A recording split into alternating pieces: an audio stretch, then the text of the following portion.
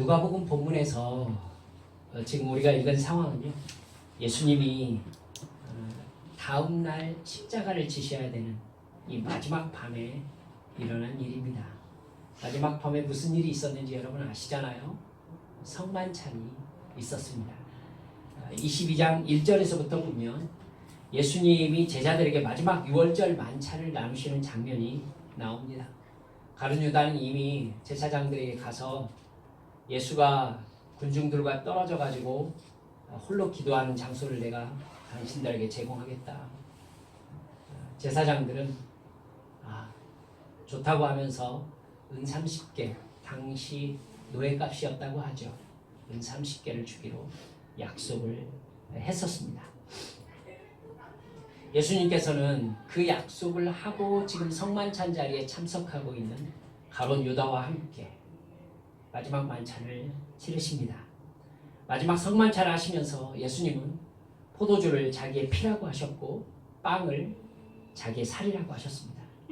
모두 다 너희들을 위하여 흘리는 피며 찢기는 살이라고 말씀하셨죠. 제자들은 여러분 예수님께서 지금 무슨 말씀을 하시는지 정확하게 알지 못합니다. 무슨 일이 벌어질지 어떻게 알겠어요? 하지만 여러분 제가 생각할 때에는 예수님과 지낸 시간이 벌써 3년이지 않습니까? 그러면 지금 예수님 분위기가 굉장히 심각하다는 것. 그래서 지금 예수님 마음이 대단히 힘들고 그리고 좀 비장하고 엄숙한 분위기라는 거 좀 알았을 것 같은데,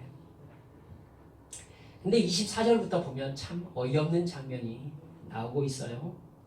예수님은 내일 십자가 고통과 가룟 유다의 배신으로 정말 고통스러운 마음이셨을 텐데 제자들이 우리들 중에 누가 최고냐, 누가 예수님께서 정말 권력을 잡게 되면은 누가 예수님에게 제일 높은 지위를 얻고 제일 많은 돈과 제일 많은 권력을 부여받게 되겠느냐, 이걸 가지고 서로 논의를 하면서 성경에 그렇게 자주 쓰지 않는 말인데 다투었다 이렇게 나오고 있어요.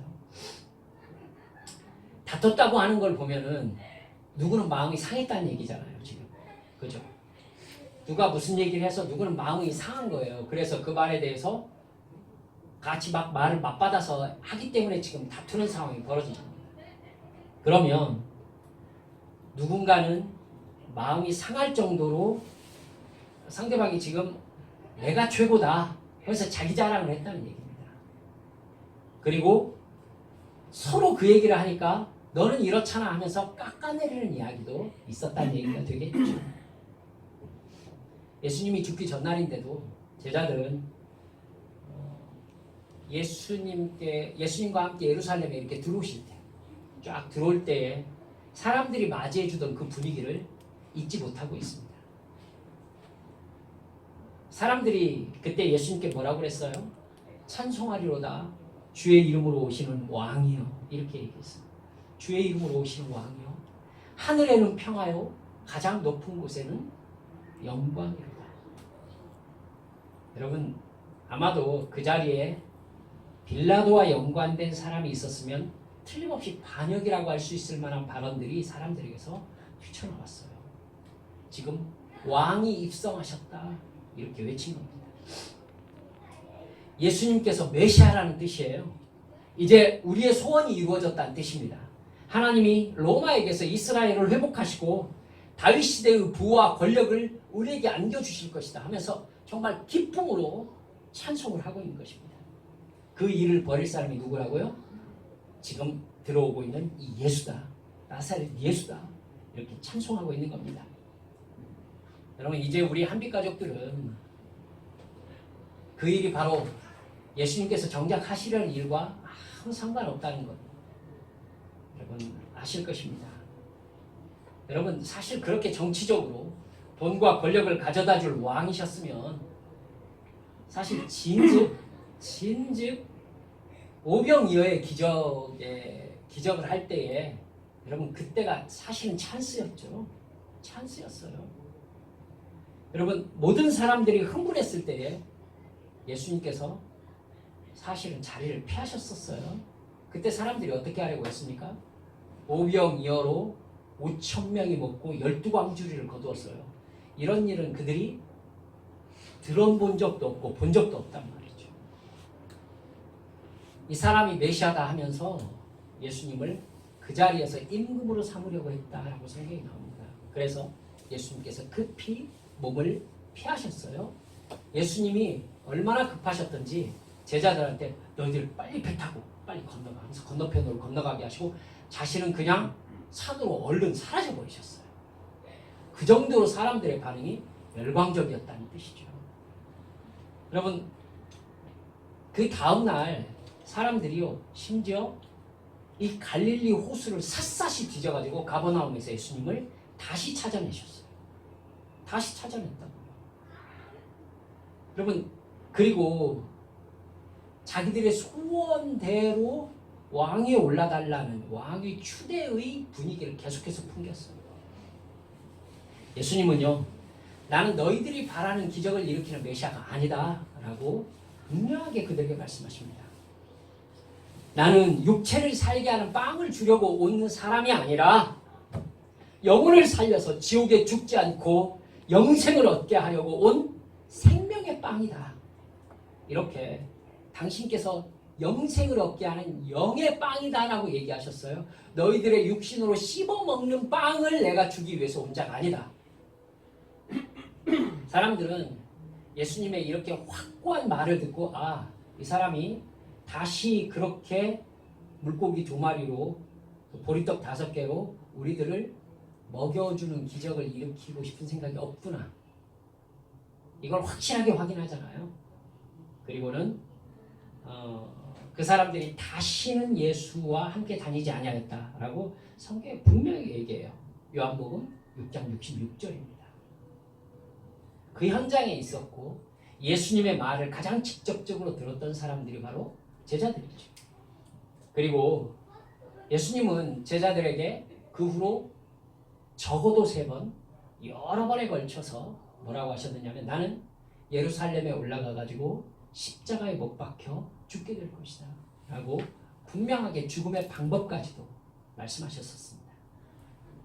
그리고 사흘 만에 다시 살아나리라 이러셨죠. 근데 제자들은 예수님께서 그렇게 했던 말씀들을 모두 다 잊어버린 상태입니다. 예루살렘에 들어오실 때에 사람들이 외쳤던 그 환성, 여러분 그 황홀한 소리죠. 주의 이름으로 오시는 왕이여. 아마 이 말이 제자들의 머리에 꽂혀 있었을 것입니다. 제자들은 오병이의 기적을 경험하고 예수님께 열광했던 사람들과 똑같은 상태가 된 거예요, 지금. 예수님은 영원한 생명을 얻기 위해서 십자가 대속의 죽음을 향해서 가시는데 제자들은 자기들이 드디어 이 예수님을 3년간 따라다닌 보람을 얻을 때가 됐다. 이렇게 생각하게 된 것입니다. 그리고는 누가 예수님에게 가장 많은 돈과 권력을 받을 자격이 있는지 서로 다투면서 깎아내리면서 자기를 높이면서 싸우기 시작합니다. 여러분, 이 이야기는요, 결국 제자들이 이 세상의 즐거움과 자랑, 즉 돈과 권력과 명예와 지위를 얻고 싶어서 예수님을 지금까지 따라다녔다라는 걸 증명하는 현장인 거예요. 그렇죠? 무엇을 위해서 예수님을 따라다닌 거예요? 예수님께서는 계속해서 뭐라고 하셨느냐면 나를 따르는 자는 고난을 받을 것이다. 자기 십자가를 지게 될 것이다. 사람들이 너희들을 미워할 것이다. 여러 번 얘기하셨는데 제자들은 그건 완전히 잊어버리고 자기가 듣고 싶은 것만 들었고 보고 싶은 것만 보았고 기억하고 싶은 것만 기억하고 있는 거예요. 여기서 여러분 주의 깊게 살펴봐야 될 사람이 바로 베드로입니다. 예수님은 다투고 있는 제자들에게 하나님 나라에서의 다스리는 자, 즉 리더란 섬기는 사람이다 라고 이렇게 천천히 말씀하세요. 그리고 예수님께서 아니나 다를까 너희들은 나와 함께 모든 고통과 즐거움을 함께한 사람들이니까 하나님의 나라에서 너희들에게 12지파를 다스릴 권세를 주실 것이다. 이렇게 축복을 하시죠. 예수님께서 지금 이렇게 말씀하시는 것은 제자들에게 지금 뭘 얘기하시는 거냐면은 너희들이 나를 따라다닌 결과 얻게 되는 것은 이 세상의 돈과 권력이 아니라 영원한 나라에서의 영광이다. 이렇게 다시 한번 말씀하고 계시는 겁니다. 그러면서 예수님은 31절, 32절 말씀에서 베드로에게 시몬아, 시몬아, 보라, 사탄이 너희를 밀가부르듯 하려고 요구하였으나 내가 너를 위하여 네 믿음이 떨어지지 않기를 기도하였노니 너는 돌이킨 후에 내 형제를 굳세게 해다오. 이렇게 부탁하십니다. 여러분 생각하시오. 지금 사탄이 제자들을 밀가부르듯 요청했다라는 말이 무슨 말입니까? 밀가부르든다는 말이 무슨 말인지 아시죠? 여러분 키질한다는 얘기예요. 키 지금 예빈이나 성계는 키질하는 걸 봤는지 모르겠어요. 저는 어렸을 때 봤죠. 예. 쌀 올려놓고 혹은 뭐 깨도 이렇게 올려놓고 해가지고는 불면서 하시기도 하고 여기다 선풍기 틀어놓고 이렇게 키질을 하면은 껍데기는 다 날아가고 알맹이만 이렇게 키 안에 떨어지게 됩니다. 예수님의 십자가가 제자들에게 뭐가 될 거라는 얘기죠? 키질이 될 거라는 얘기입니다. 그리고 제자들이 알곡이 아니면은 이 키질을 통해서 날아가게 될 거라는 얘기죠. 여러분 이 이야기를 사도가 아니라 세례 요한이 이 얘기를 심판과 연관해서 했었습니다. 그가 타작마당을 정하게 하사 알곡은 모아 곡간 안에 들이고 쭉정이는 꺼지지 않는 불에 태우시리라. 이렇게 세례 요한이 얘기한 적이 있었어요. 키질이란 그러므로 고난을 의미하는 것입니다. 고난 가운데에 쉽게 예수를 버리고 떠나는 사람들이 반드시 있다는 거예요. 근데 사탄이 하나님께 제자들을 키질하겠다고 요청했다는 것입니다. 사탄은 자신이 있는 거죠. 무슨 자신이 있는 거죠? 제자들이 알곡이 아니라는 걸 증명할 자신이 있는 거예요. 예수님 당신께서 고난을 당하시면은 제자들은 틀림없이 당신을 버리고 다 도망갈 것입니다. 사탄은 확신하고 있는 것입니다. 여러분, 예수님은 그래서 베드로를 위해서 기도할 수밖에 없었던 것이죠. 그렇죠? 베드로가 이 키질을 통해서 날아갈 것을 알고 계신다. 제자들이 알곡이 아직 아니라 아직 쭉정이 상태에 있다는 것을 예수님께서 알고 계시는 것입니다. 수제자라는 베드로가 예수님을 3번 부인할 것을 이미 알고 계십니다. 그러니까 베드로에게 돌이킨 후에 내 형제를 굳세게 해다오 이렇게 부탁하고 계신 것입니다. 너희들이 나를 믿는다고 하는 믿음은 진정으로 예수를 믿고 사랑하는 거듭난 믿음이 아니라 사실 너희들의 믿음이라는 것은 너희들이 지금 싸우고 있던 이 주제와 같이 이 세상 자랑과 이 세상의 만족과 즐거움을 얻기 위한 수단일 뿐이다 라는 걸 예수님께서 지금 인정하고 계시는 거예요. 결국 너희들이 나를 사랑하면서 나를 따라다닌 것이 아니라 너희들의 사랑의 대상은 내가 아니라 누구였다? 너희 자신이었다라고 얘기를 하고 계신 것입니다. 그런 믿음이니까 예수님이 성만찬을 베푸시는 예수님의 지금 예수님께서 뭘 얘기하고 계시냐면 당신의 살이 찢기고 당신의 피를 흘린다는 얘기를 하고 계세요. 그런데 제자들의 관심은 누가 더 높은 자리를 차지해야 마땅하냐 지금 이 얘기인 거예요. 예수님의 말이 제자들의 마음속으로 하나도 안 들어가고 있는 거죠. 여러분 베드로는요 네 믿음이 키질 당할 것이다 라는 예수님의 말씀을 듣고는 당당하게 얘기해요. 주여 내가 주와 함께 오게도 죽는 데에도 가기를 결단했습니다. 정말 끝내주는 고백이죠.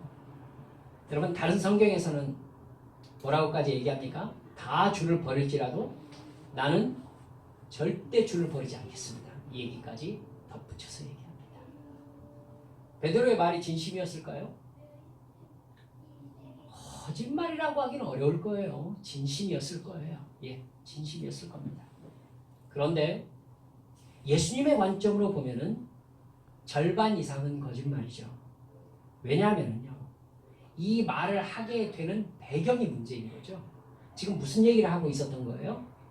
누가 1등이냐 이 얘기잖아요. 누가 1등이냐. 누가 1등이냐 해서 베드로가 사실은 내가 1등이다라고 얘기할 수 있을 만한 조건을 가장 많이 가지고 있는 사람이죠. 내가 1등이다. 근데 그 자리에서 예수님에게 난 당신을 위하여 죽을 것입니다 라고 얘기를 하고 있어요. 내가 죽는 자리까지 당신을 위하여 따라가겠습니다 이렇게 말하고 있어요. 그러면 그게 예수님을 향한 사랑의 고백인가요? 여러분 어쩌면 예수님에게서 이 대답을 기대하지 않으셨을까요?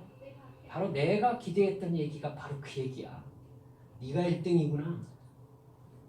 이 얘기를 기대하지 않았을까요? 그러니까 지금 사실 베드로는요, 자기의 고백으로 자기 자신을 예수님에게 어필하고자 하는 마음의 퍼센테이지가 더 큰 거예요. 지금 거짓말이라고 할 수는 없겠지만서도. 여러분, 베드로는 예수님이 가장 신경을 쓰고 있는 인물이면 틀림없습니다. 부르심의 장면도 사실 모든 제자들 가운데 가장 극적이죠. 그렇습니다. 누가복음 5장 8절을 보면 예수님이 깊은 곳으로 가서 그물을 던지라고 했을 때에 여러분, 베드로가 순종하자 굉장히 많은 물고기가 잡히지 않습니까? 2배에 가득 채우게 되었다라고까지 얘기를 하고 있어요. 정말 베드로가 인상 깊은 고백을 합니다. 주여 나를 떠나소서 나는 죄인으로소이다. 즉 예수님 앞에서 그의 신적 능력 앞에서 자기가 자기 죄를 바라보게 되는 영적인 명석함이 베드로에게 있었다는 뜻이에요. 예수님은 그를 제자로 부르면서요, 이제 너는 물고기가 아니라 사람을 취하는 자가 될 것이다 이렇게 얘기하시잖아요. 베드로는 요한과 같이 배와 그물과 부모님을 모두 다 버려두고 예수님을 따라갔다라고 이렇게 감동적인 예수님을 따르는 결단의 장면을 보여줍니다. 그리고 베드로는요, 그 후로 결정적인 순간에 가장 모범 답안을 제시하는 사람이 돼요. 사람들이 나를 누구라 하느냐라고 가이사랴 빌립보에서 예수님께서 제자들에게 물으자. 그러니까 뭐 세례 요한이라고 합니다. 뭐 에레미야, 엘리야라고 얘기하는 사람이 있습니다. 너희들은 나를 누구라고 하느냐 이러죠. 그러니까 여러분 마치 분위기가 이래요. 베드로가 저요! 이렇게 얘기한 것 같아요. 주는 그리스도시요 살아계신 하나님의 아들이십니다.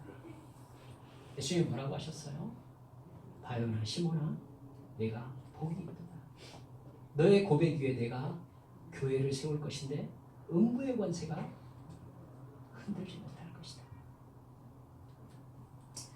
여러분 요한복음 6장 67절에서요. 여러분 아까 오병이어의 기적이 다 예수님께서 난 너희들에게 그런 기적을 주려고 온 사람이 아니다 라고 얘기하니까 사람들이 다 떠나갔다고 그랬잖아요. 예수님께서 제자들에게도 물었어요. 너희들도 가려느냐? 이랬죠. 여러분 베드로가요 여기에서도 우리 마음을 쿵 울리는 고백을 해요. 주여 영생의 말씀이 주께 있사오니 우리가 누구에게로 가오리이까. 아유 진짜 정말 최고죠. 최고죠. 우리는 주가 하나님의 거룩하신 자이신 줄 보고 알았습니다. 와 정말 최고지. 정말 영적으로 이렇게 감이 있는 사람의 고백들이에요. 틀림없이 베드로는 예수님이 정말 누군 줄 깨달아 알았을 것입니다. 근데요 여러분 이게 진짜 문제예요. 거기까지라는 거예요. 거기까지. 베드로가요 결정적으로 실수하는 부분이 있는데 뭐냐면 그렇게 예수님을 알고 나서요 가운데 과정을 훅 건너뛰어버려요. 그리고 뭘로 돌아와 버리느냐 하면은 그러니 이분은 내 소원을 이루어주겠구나로 건너뛰어가 버리는 거예요. 이 과정의 안에 있는 주님의 말씀은요, 베드로에게서 삭제가 돼버리는 겁니다. 주는 그리스도시요 살아계신 하나님의 아들이십니다 라고 했을 때에 여러분, 예수님은 뭐라고 하셨느냐면은 내가 제사장들에게 붙잡혀서 십자가를 지게 될 것이다 이렇게 말씀하셨어요. 그러니까 사실 베드로가 더 자세하게 체크했어야 되는 것이 무엇이냐면은, 그래, 하나님의 아들이 이 세상에 오셨어. 그런데 우리가 바라는 그 어떤 제스처를 취하는 메시아가 아니네?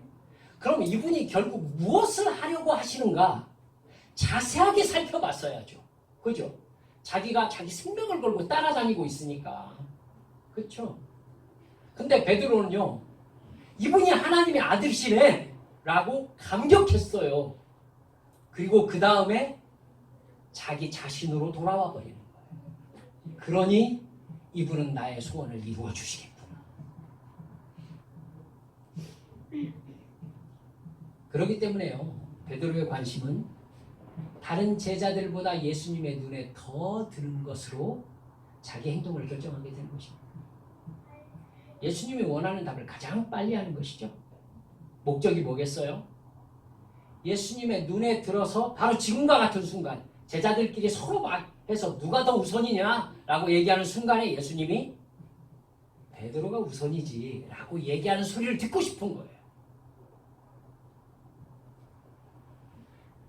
여러분, 그렇기 때문에 베드로의 그 빛나는 신앙 고백들이 정말 빛나는 신앙 고백이었는가를 한번 생각해 봐야 되는 얘기가 되는 거죠. 베드로가 그걸 통해서 얻고 싶은 게 있었기 때문에.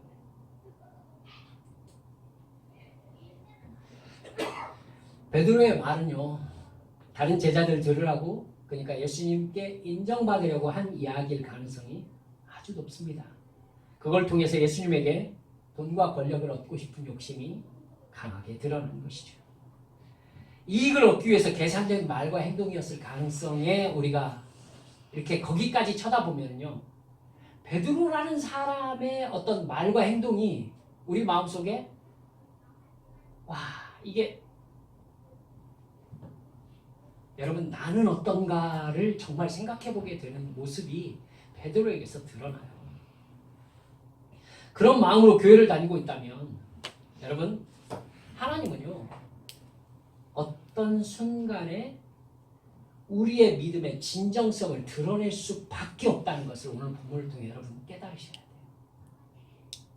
그냥 좋은 게 좋은 거, 은혜롭게 그냥 서로 높여주면서 그냥 넘어가면 얼마나 좋겠는가라고 교회를 대충대충 이렇게 좋은 대로 그냥 사는, 그렇게 신앙생활 하는 분들 계시지만은 여러분, 하나님이 그걸 가만히 두지 않는다라는 것을 오늘 본문을 통해 알 수 있는 거예요.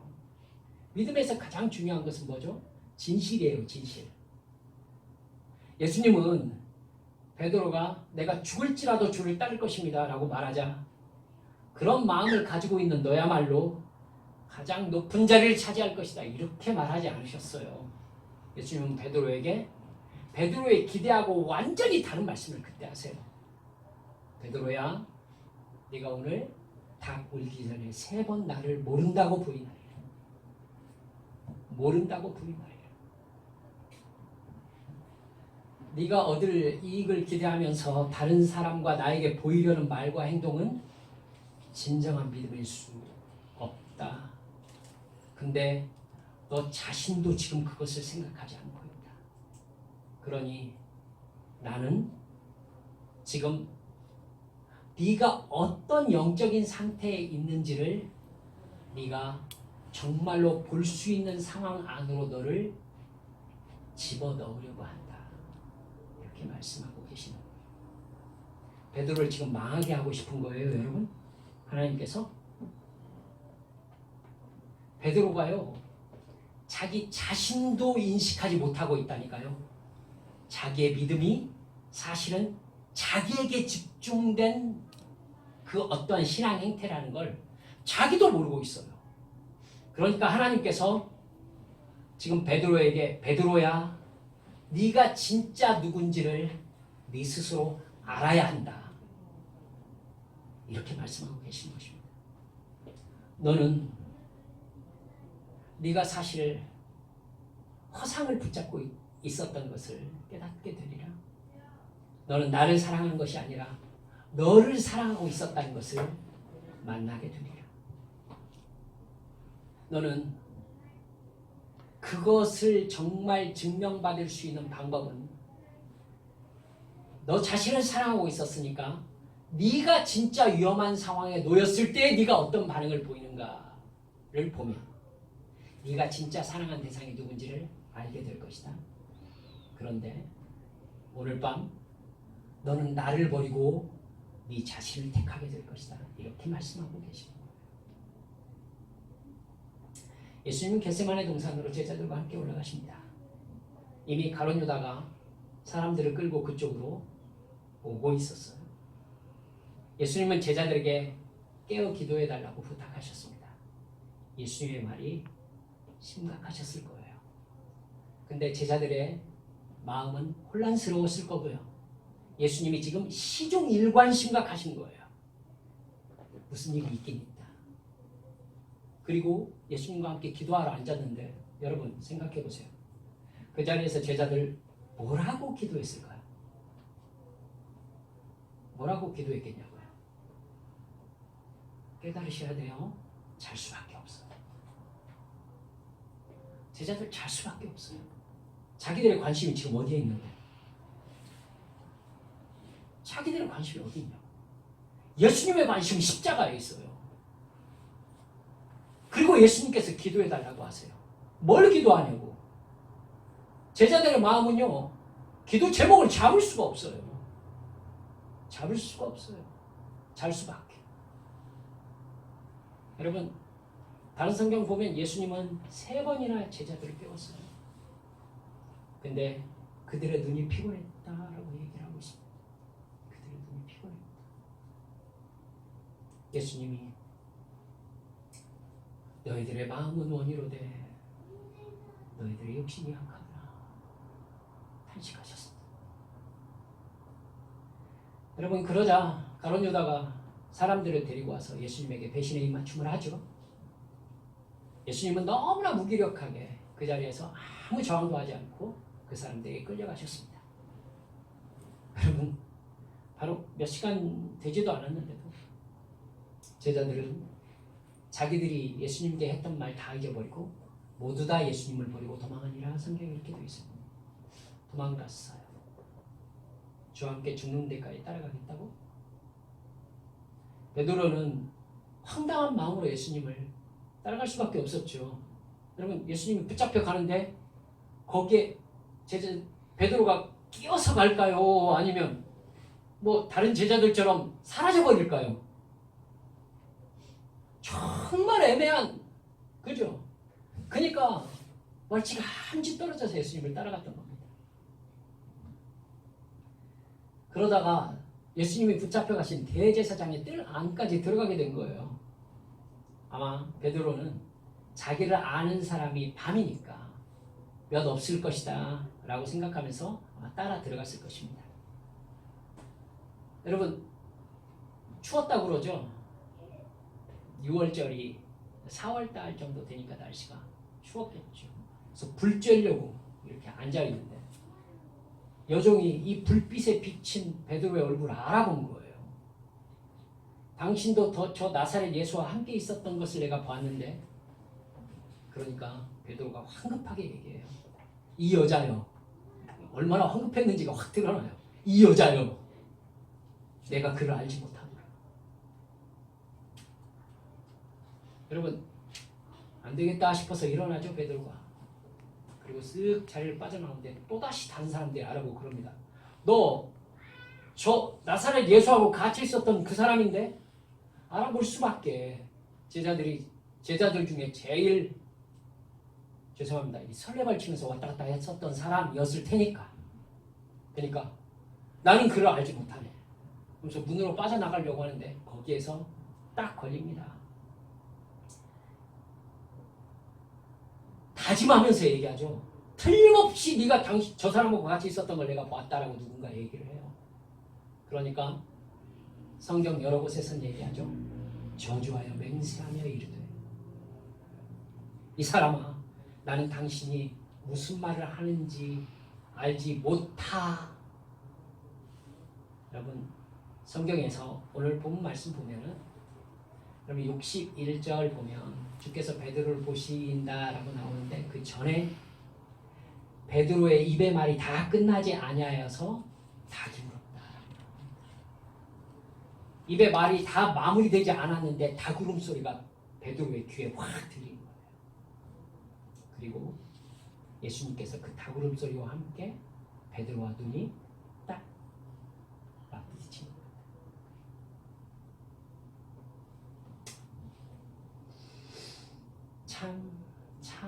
참 그랬을 거예요. 61절 보니까 주께서 돌이켜 베드로를 보시니 베드로가 주의 말씀이 곧 오늘 닭 울기 전에 내가 3번 나를 부인하리라 하심이 생각나서 밖에 나가서 심히 통곡하니라. 여러분 이 통곡의 의미가 무엇일까요? 통곡의 의미가 이 통곡의 의미가 내가 누구인지를 진짜 알아보려고. 그렇죠?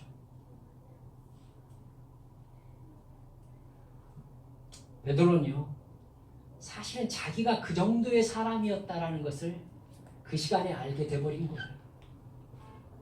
내가 사실은 이 정도였구나. 민망해서 우는 게 아니잖아요 지금. 그죠? 민망하면 통곡까지는 안 하죠. 부끄러워했다라고 했겠죠. 근데 통곡하는 거예요.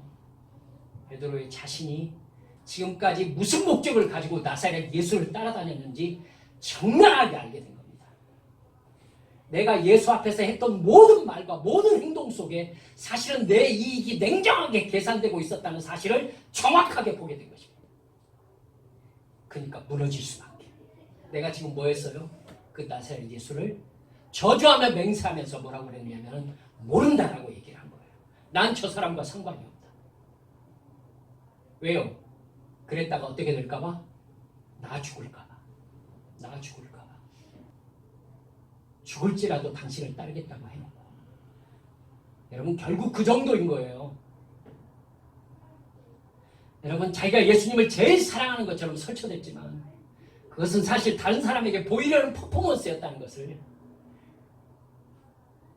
베드로는 정확하게 만날 수밖에 없었을 것입니다. 사실은 예수님을 사랑한 것이 아니라 내가 예수님을 통해 얻을 것을 기대하면서 결국 나를 사랑하는 행동이었음을 인정할 수밖에 없었던 거예요. 다른 사람도 알고 있고 제자들 몰랐겠어요?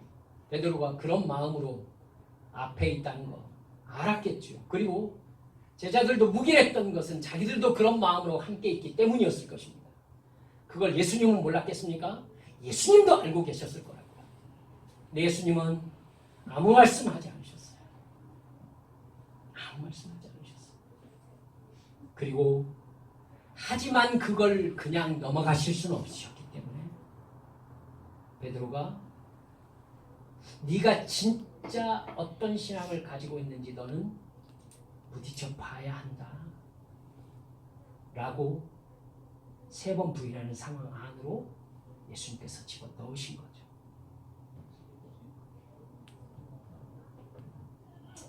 결국 베드로는 자기가 보여줘야 될 다른 사람도 없고 예수님도 없는 자기 혼자만의 시간에 자기 진짜 모습을 드러내고 말았던 것입니다. 믿음이라는 게 그래요. 이렇게 모여서 함께 뭔가 퍼포먼스가 필요하면은 여러분 저 그거 필요 없다고 얘기하는 것 아닙니다. 기도도 옆에서 함께 소리내어서 기도할 때 나도 함께 소리내어서 기도하게 되고 찬송도 함께 하면서 공동체의 그 어떠한 퍼포먼스가 분명히 있어야 해요. 필요합니다. 하지만 그걸로 충분하지는 않습니다. 그걸로 충분하지 않아요. 그렇게 공동체 안에서 주를 만난 그 하나님이 나의 홀로의 시간에 누구신가? 이것이 정말 우리에게 진짜 신앙을 가름할 만한 가름대인 것입니다. 여러분, 오늘 설교 제목이 영적 단계를 진단하라입니다. 내가 어떤 영적 단계에 있는지를 진단할 수 있어야 이 베드로와 같이 가슴 아픈 상황에 놓이지 않게 됩니다. 여러분 아시죠? 내 믿음이 진짜 예수님을 사랑하는 믿음이 아니라 교회 다니는 그냥 교인이면, 여러분, 아니면은 뭐 나도 그냥 거기에서 뭐 하는지 다 알아. 다른 사람에게 퍼포먼스 보여주려고 여러분들 신앙생활 그 어떤 종교 행위를 하는 거라면, 여러분 예수님께서는 그게 진짜가 아니라는 것을 내가 정말 그 사실에 부딪혀야 될 상황 안으로 우리를 집어 넣으셔야 된다는 걸 아셔야 돼요. 그래서 내가 진짜 예수 믿고 있는지 내가 알아야 돼. 내가. 베드로를 보세요. 지금 자기도 모르고 있다니까요. 그죠? 자기가 모르고 있어. 자기가 사실은 예수를 사랑하는 게 아니라는 것을 자기가 모르고 있어. 그러니까 예수님께서 그 상황 안으로 집어넣은 것입니다. 여러분, 종교적 퍼포먼스는 바리새인들도 하고 있었어요. 그렇죠? 바리새인들도 하고 있었어요. 큰 길가에서 큰 소리를 기도하면서 자기를 봐달라고 종교 행위했죠. 여러분, 예수님께서 성전 안에 있을 때에 돈 넣는, 여러분 바리새인 보셨잖아요. 여러분, 예수님께서는 그들의 마음에 돈이 가득하다라고 분명하게 제자들에게 말씀하셨습니다. 그들의 위선을 본받지 말아라 여러 차례 말씀하셨습니다. 제자들은 그것을 옆에서 들었어요. 다른 사람에게 보이는 종교행위는 하나님과 관계가 없다. 그들은 하나님께 받을 상급이 없다. 예수님께서 여러 번 반복해서 말씀하셨죠. 여러분, 그리고는 그 사실을 깨닫지 못하는 베드로가 오늘 여러분 자기의 믿음이 허상인 것을 이렇게 충격적으로 만나게 됐던 것입니다. 사탄은 그런 베드로의 상태를 정확하게 알고 있었습니다. 그래서 예수님의 고난이라는 기지를 통해서 베드로를 날려버린 것이죠. 날려버린 것.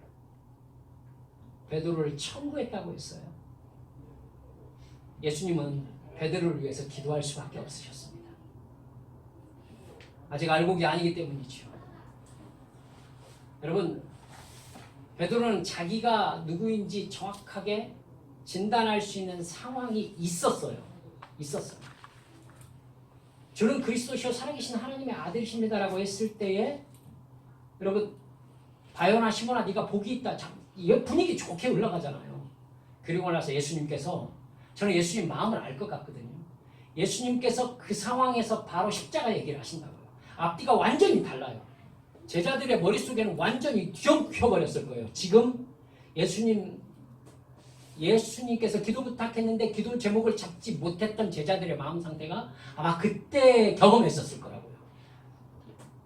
야, 복이 있다라고 얘기를 하셨었는데 내가 십자가를 지게 될 거예요. 하나님의 아들이 십자가를 진다는 것을, 여러분, 제자들은요 이걸 조화를 시킬 수가 없어요. 하나님의 아들이 오면은요 영광 중에 로마를 물리치고 이스라엘을 회복해야지 십자가를 지면 안 돼요. 베드로가 뭐라고 그래요? 주여, 결코 그런 일이 일어나서는 안 됩니다. 그렇게 얘기합니다. 여러분, 그때 예수님께서 충격적으로 말씀하셨어요. 바요나 시몬아 네가 복이 있다. 그 사실을 너에게 알게 한 자는 하늘에 계신 내 아버지시다. 이렇게 얘기하셨던 예수님이 바로 사탄아 내 뒤로 물러가라. 그러시면서 뭐라고 하셨느냐면 네가 하나님의 일이 아니라 사람의 일을 생각하는도다. 이렇게 말씀하셨어요. 여러분, 이게 무슨 말이죠? 네가 하나님의 말씀에 순종하려고 하는 것이 아니라 너의 이익을 계산하고 있구나, 이 말이에요.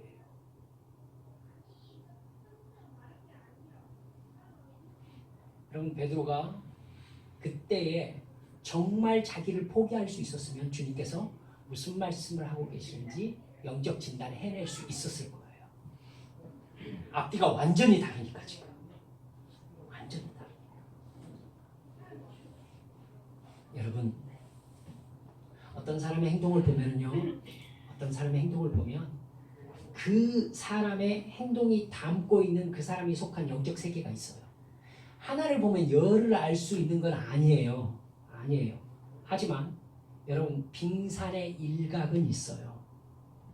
빙산이 10분의 1만 물 위에 있다고 합니다. 적어도 빙산이 저만하면은 그것보다 10배가 물 밑에 있다는 것을 짐작할 수 있어야 되는 거죠. 여러분 그렇습니다. 어떤 사람의 말과 어떤 사람의 행동을 딱 보면은요, 저 행동을 한다면은 저 사람이 어떤 상황에서는 어떤 행동을 하겠구나를 연관시켜서 모르겠습니까? 알아요, 여러분. 알아요. 압니다. 그렇기 때문에 영적인 세계에서도 저 사람이 저런 행동을 할 때에는 저 사람이 속한 영적인 세계, 저 사람의 관심, 저 사람이 저 행동을 통하여 얻고자 하는 것이 무엇이구나 모르겠어요. 안다니까요. 여러분 제자들이 그것 때문에 지금 마지막 만찬장에서 누가 높으냐 서로 싸움이 가능했던 거예요. 한 사람이라도 거기에서 예수님의 십자가의 의미를 정말로 붙잡고 있었더라면 우리가 지금 이 얘기할 때입니까? 라고 말하는 사람 한 사람이라도 있었겠지. 근데 싸움이 됐다고요. 싸움이 됐다고. 그러면은 여러분 그 상황을 통해서 우리는 제자들이 속한 영적인 세계, 제자들의 관심을 알 수가 있는 거죠. 영적인 세계를 진단하는 게 어렵지가 않은 겁니다. 사랑하는 여러분들이요. 나는 어떻습니까? 내가 이익을 위해서 거짓말을 하네. 내가 결국 베드로와 같은 상황에서 정말 예수님을 죽기까지 따라갈 수 있을까? 생각해 보셨습니까? 내가 여러분 정확하게 얘기합시다. 베드로 그 여종 앞에서 뭐 했어요? 거짓말했어요. 거짓말했어요.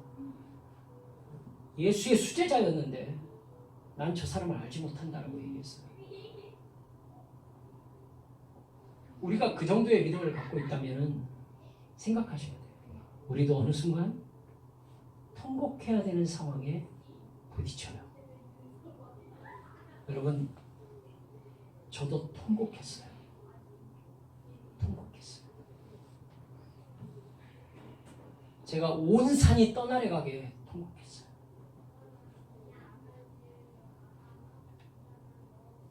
황토밭에 누워가 뒹굴면서 통곡했어요. 주님, 제가 거짓말쟁이입니다. 제가 더러운 유선자였습니다.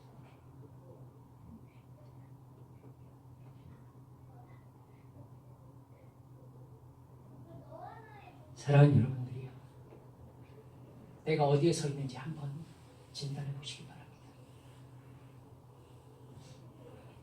이 지혜가 없으면 우리도 또한 예수를 부인할 상황 속에서 주님과 눈이 마주칠 것이고, 그리고 우리도 통곡하면서 회개하게 될 것입니다. 여러분 그 순간은 빨리 맞이해 버리시는 게 좋아요. 정말이에요. 부탁드립니다. 빨리 맞이하시는 게 좋아요. 그래서 빨리 무너져 버리세요. 그래서 주의 영에 사로잡혀서 내가 죽을지언정 주를 부인하지 않겠습니다, 이런 말 할 필요도 없어.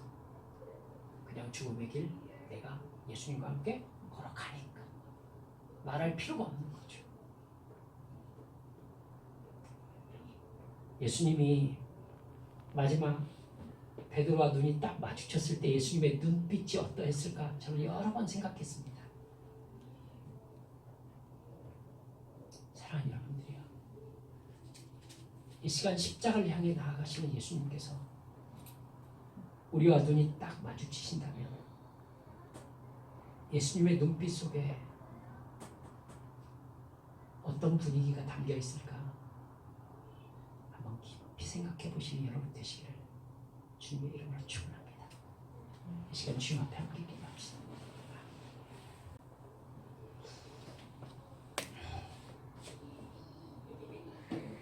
사람은 자기가 가장 관심 있는 분야를 말합니다. 예수님께서 말씀하셨잖아요. 그 사람의 마음속에 가득한 것을 입으로 말할 수밖에 없다. 내 관심이 돈이면 돈 얘기하게 됩니다. 내 관심이 건강이면 건강 얘기하겠죠. 그렇죠. 근데 주님께서는 저에게 그러시더라고요. 얘야, 나를 사랑한다며. 네, 그렇습니다.